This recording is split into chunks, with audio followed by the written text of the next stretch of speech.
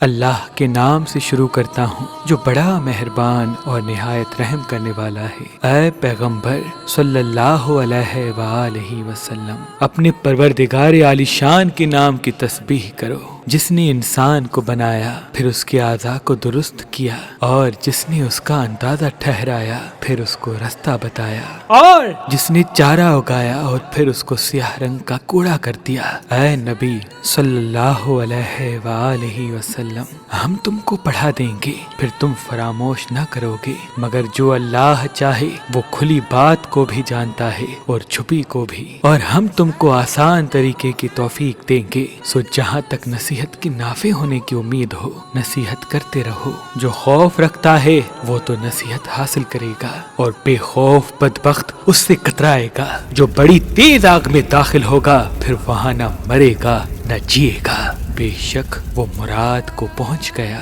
جو پاک ہوا اور اپنے پروردگار کا نام لیتا رہا اور نماز پڑھتا رہا۔